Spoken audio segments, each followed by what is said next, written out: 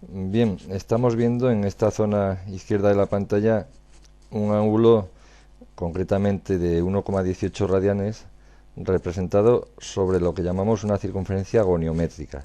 La circunferencia goniométrica se caracteriza porque está centrada en el origen de coordenadas y además su radio es 1.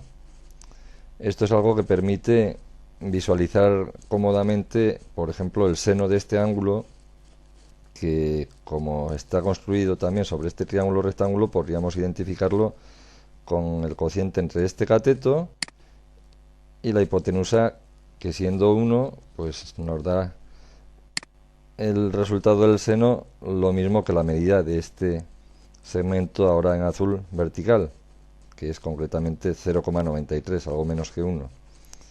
Medida que por otra parte coincide con la segunda coordenada de este punto, ¿eh? O de este.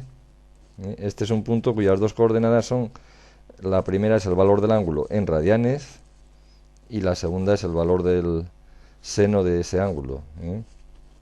Un seno o un valor que, si el ángulo es más pequeño, pues podemos comprobar que se reduce el seno con él. Cuando el ángulo sea mayor y por ejemplo llegue a 90 grados, a pi medios radianes, el seno se hace máximo. En ángulos del segundo cuadrante sigue valiendo la definición de seno como la segunda coordenada de este punto, pues el seno sigue siendo positivo, pero cada vez su valor es menor. En 180 grados, en el ángulo llano, el valor del seno sería de nuevo 0, ahí está, 314 o pi radianes, y ya pasamos a ángulos mayores donde el seno va a ser negativo. Bien, la mejor manera de visualizar todo esto es identificar el valor del seno con este segmento, como decimos azul, o con la coordenada de este punto, que es tanto como decir, vamos a activar el rastro, y ahora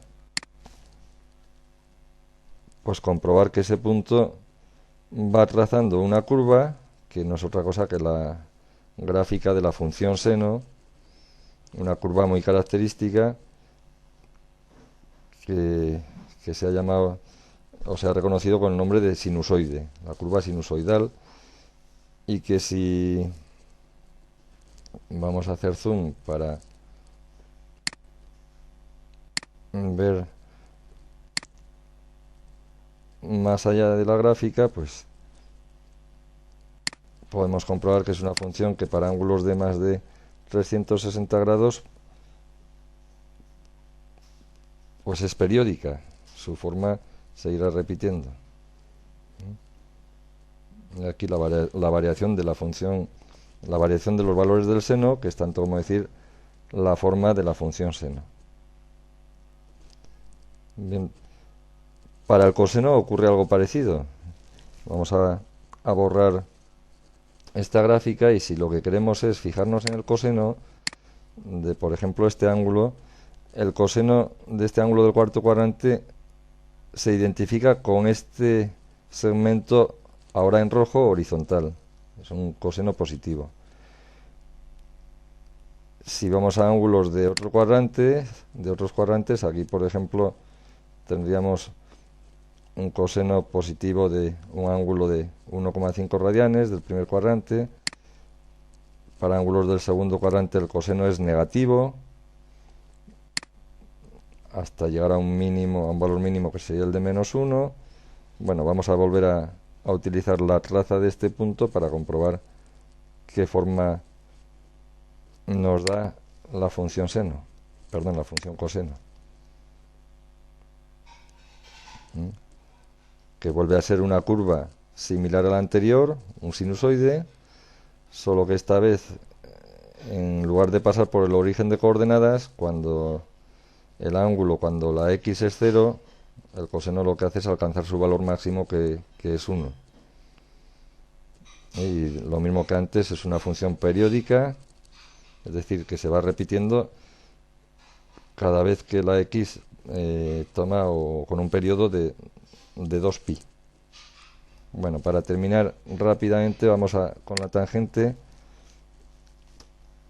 cuya visualización es un pelín más complicada. La tangente se puede identificar con el cociente del seno entre el coseno, o también para un ángulo, por ejemplo, como este,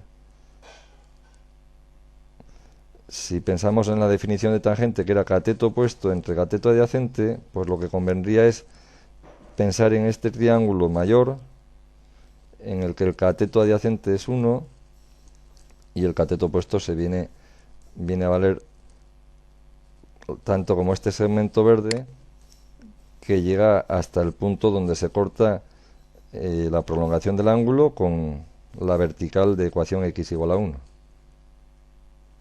Bien, pues si hacemos que ese punto de nuevo trace